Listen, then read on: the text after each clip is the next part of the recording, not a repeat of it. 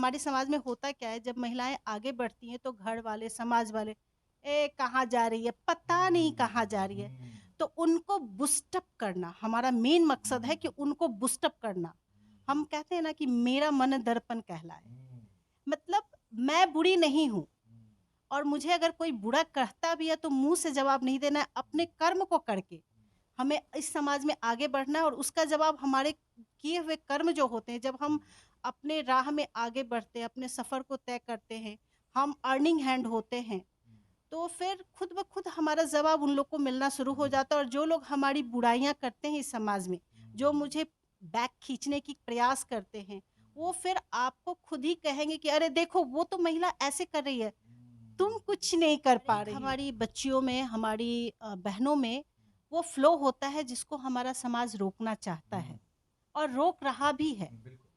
लेकिन उस फ्लो को हमारी महिलाएं रोके नहीं, आगे बढ़े। कभी भी नदी की धारा को कोई रोक पाया है क्या?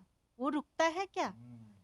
अगर आप में बहाव है, फ्लो है, राइट वे में आगे बढ़े और अपने कर्मों से, अच्छे कर्मों से इस समाज को जवाब दें कि हम भी बहुत कुछ कर सकते हैं, कुछ नहीं, बहुत कुछ कर सकते हैं, और समाज में पुरुष के कंधे से कंधा मिला के आगे चल सकते हैं।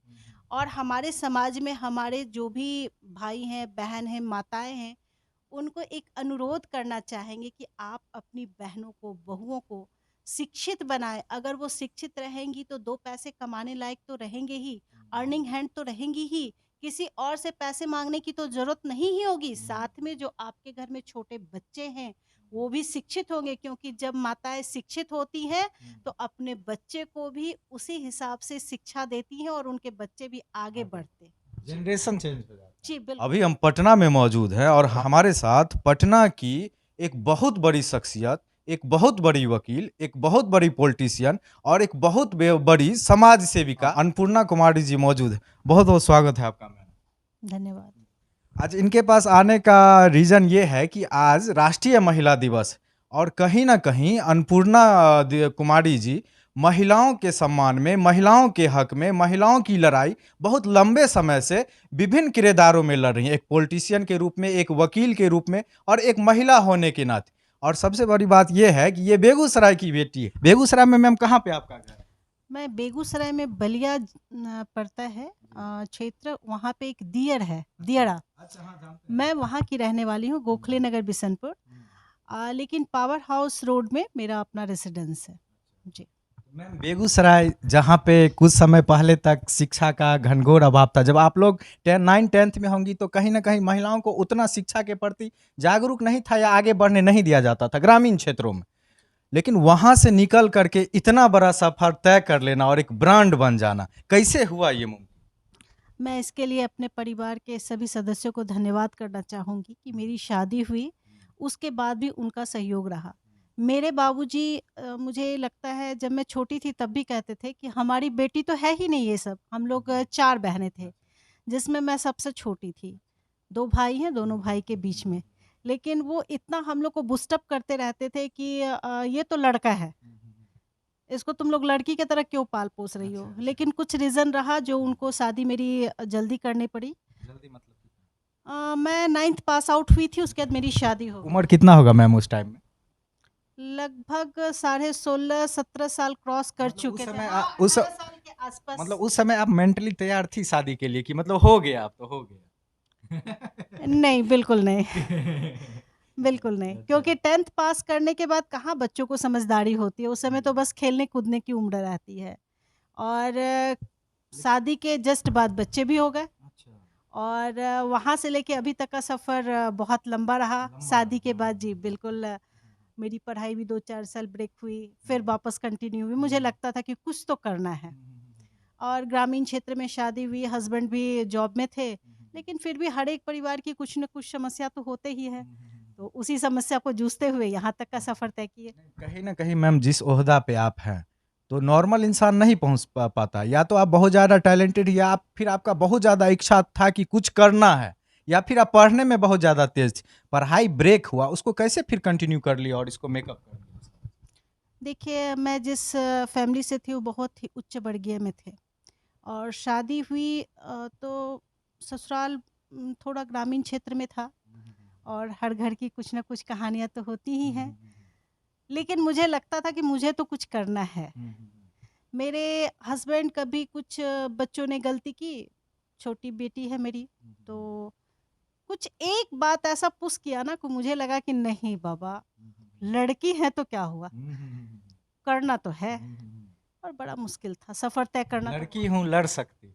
हाँ, बिल्कुल। और मैं उसके बाद मेरी पढ़ाई ब्रेक हो गई। मेरे पास ऐसा कुछ एक्स्ट्रा नॉलेज नहीं था जो मैं कुछ कर पाऊँ। तो मैं एक जगह ब्यूटी पार्लर में जाती थी, बहुत लंबा सफ़र है। तो वहाँ मैंने बोला कि मैम मुझे सीखना है, मुझे सिखला दो, क्योंकि मेरे पास नॉलेज भी नहीं था, हर चीज़ों का अभाव था। और मेरा वो मुकाम नहीं था जिस जगह मैं गई थी। मुझे लगता था मुझे पैसे कमाने हैं, और मैं उसी जगह रह के उन्होंने बोला 4,000 रुपया लगेंगे। हस्बैंड ने बोला पैसे नहीं दे सकते, क्या फालतू के काम के लिए तुम यहाँ आए हो, मैं ये नहीं सिखला सकता। फिर मैंने बोला अरे क्या करना है, क्या करना है। मेरी बेटी स्कूल जाती थी ऑटो से, मैंने उनके पैसे को मतलब सेव करना शुरू किया, मेड को हटाया, पैसे को ऐसे मैंने जमा किया जैसे मुझे लगा कि मुझे इस पैसे को दे करके मुझे सीखना है, 2 पैसे अर्न करने हैं। और घर वाले को मैं ये बात इसलिए नहीं बता सकती थी क्योंकि उन्होंने जॉब वाले लड़के के साथ शादी किया था। मेरे हस्बैंड पे भी कुछ घर की लायबिलिटी थी, बहनों की, फैमिली की, जिसके कारण थोड़ा-सा हाथ टाइट रहता था। वो तो आप समझ सकते हैं। लेकिन वहाँ सीखने के बाद मुझे उन्होंने अपना पार्टनर में वहीं पे जॉब में रख लिया। ब्यूटी पार्लर जी। मतलब आप सब काम सीख ली थी? नहीं, मैंने बस 1.5 महीने वहाँ काम किए थे, लेकिन एक था कि भाई पैसे तो कमाने हैं, तो वहाँ उनको पर क्या लगा। काम करना होता था? उस समय तो मुझे एक स्टाफ की तरह वो ट्रीट करती थी, अच्छा, स्टूडेंट की अच्छा, तरह। 1.5 महीने मैंने जॉब किया, उसके बाद उन्होंने मुझे वहीं पे कहा कि ठीक है, अभी तो मुझे टाइम नहीं है, मेरे को और भी ओपन करना है ब्रांच, तो आप इसको सँभालो, मुझे सिर्फ 45% आप दे देना। अच्छा आपने ठीक है। छोड़ दी पूरा। हाँ, 45% उनको देना था, 65% मुझे जीवन की रखने थे। पहली कमाई आपकी यही थी? 500 रुपीज़। अच्छा, अच्छा। तो जो रियलिटी हाँ, है वो हाँ, मैं जी, बता जी, रही हूँ। जी। फिर मैंने उस पैसे से अपनी पढ़ाई कंटिन्यू किया। बच्चे को लेके जाती थी वहाँ सीखने के लिए, पालने में बच्चे को रखती थी और मैं अपनी पढ़ाई करती थी। और 4 बजे मुझे याद है बच्चे को स्कूल से भी लाना होता था। मैं 2 किलोमीटर सफ़र तय करके बच्चे को स्कूल से लेके आती थी। एक हाथ में बच्चे, एक हाथ में बैग और बेटी। फिर वहाँ से मुझे अच्छे इनकम आने लगे। फिर मैंने स्टाफ पे उसको छोड़ दिया।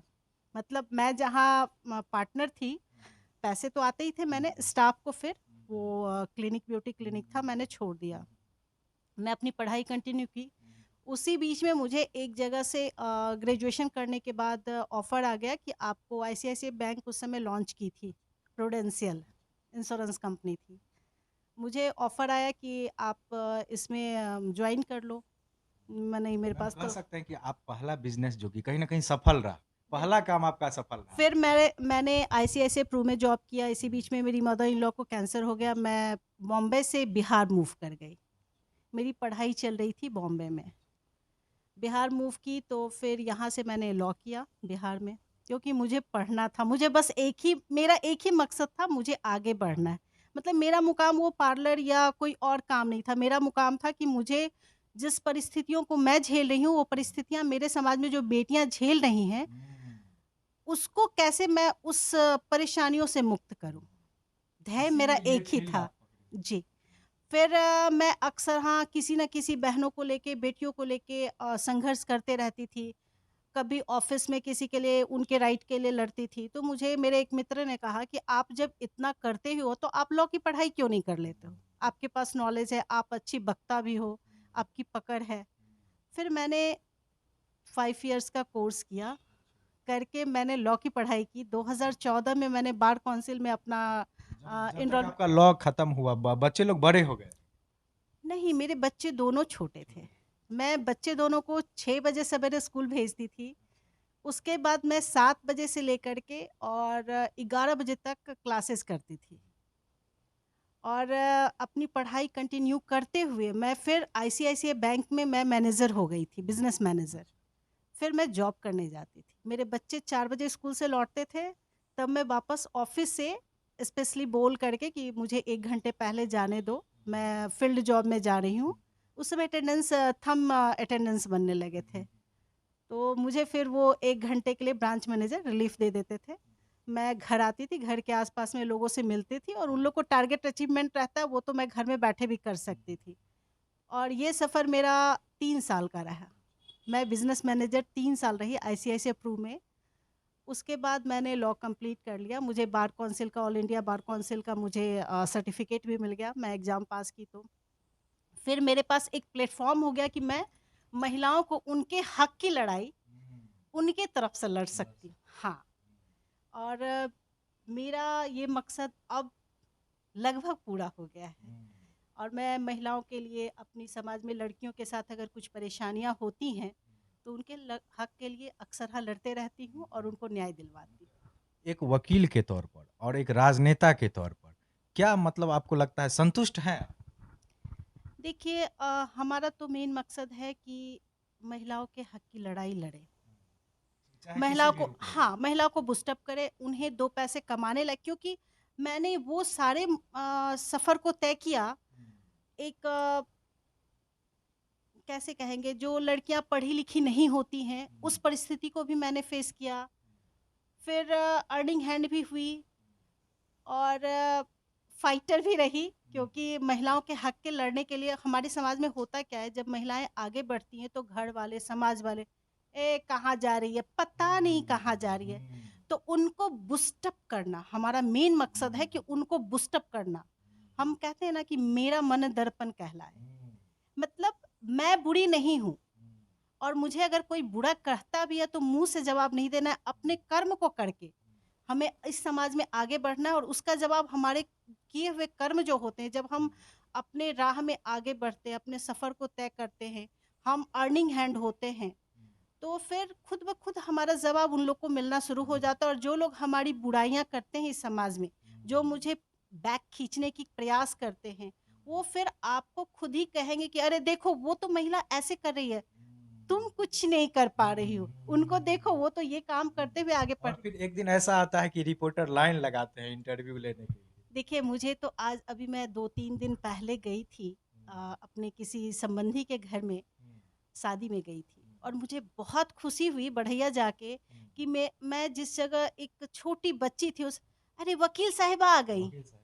मतलब वो सम्मान जो जिसको मैं पाना चाहती थी, आज मुझे लग रहा है कि मेरा समाज, मेरा परिवार सभी मुझे दे रहे हैं और मुझे अच्छा लगता है, क्योंकि ये सफ़र बहुत मुश्किल था, बहुत ही। कहीं न कहीं अगर आप में जज़्बा है, जुनून है कुछ करने का, तो विपरीत से विपरीत परिस्थितियों में भी आप आगे बढ़ सकते हैं, लड़ाई लड़ सकते हैं और अपने मुकाम को जो है सो हासिल कर सकती हैं। लड़कियों को क्या मैसेज देना चाहेंगे जो कहीं न कहीं दबाई जा रही हैं? देखिए हर एक हमारी बच्चियों में, हमारी बहनों में वो फ्लो होता है जिसको हमारा समाज रोकना चाहता है और रोक रहा भी है, बिल्कुल। लेकिन उस फ्लो को हमारी महिलाएं रोके नहीं, आगे बढ़े। कभी भी नदी की धारा को कोई रोक पाया है क्या? वो रुकता है क्या? अगर आप में बहाव है, फ्लो है, राइट वे में आगे बढ़े और अपने कर्मों से, अच्छे कर्मों से इस समाज को जवाब दें कि हम भी बहुत कुछ कर सकते हैं, कुछ नहीं, बहुत कुछ कर सकते हैं और समाज में पुरुष के कंधे से कंधा मिला के आगे चल सकते हैं। और हमारे समाज में हमारे जो भी भाई हैं, बहन हैं, माताएँ हैं, उनको एक अनुरोध करना चाहेंगे कि आप अपनी बहनों को, बहुओं को शिक्षित बनाएँ। अगर वो शिक्षित रहेंगी तो 2 पैसे कमाने लायक तो रहेंगे ही, अर्निंग हैंड तो रहेंगी ही, किसी और से पैसे माँगने की तो ज़रूरत नहीं ही होगी। साथ में जो आपके घर में छोटे बच्चे हैं, वो भी शिक्षित होंगे, क्योंकि जब माताएँ शिक्षित होती हैं, तो अपने बच्चे को भी उसी हिसाब से शिक्षा देती हैं और उनके बच्चे भी आगे बढ़ते हैं। जी। जनरेशन चेंज हो जाता है। जी, बिल्कुल। हाँ, हाँ, हाँ। तो निश्चित रूप से कहीं न कहीं प्रेरणा स्रोत है बिहार की लड़कियों के लिए। बेगूसराय जैसे छोटे शहर से निकलकर आज बिहार के मानचित्र पर कहीं न कहीं अपना असर, अपना छाप छोड़ी हैं और कहीं न कहीं इनके व्यक्तित्व से हर कोई परिचित है और बिहार में कहीं भी कोई लड़की प्रताड़ित होती है और इनसे मदद माँगती है, तो ये खुल के मदद करती है। इसी बात के साथ इंटरव्यू खत्म करते हैं और उम्मीद करेंगे कि मैम इसी तरह से आगे काम करें और इसी तरह से जो है सो इनका नाम जो है सो और रोशन। बहुत बहुत धन्यवाद। धन्यवाद।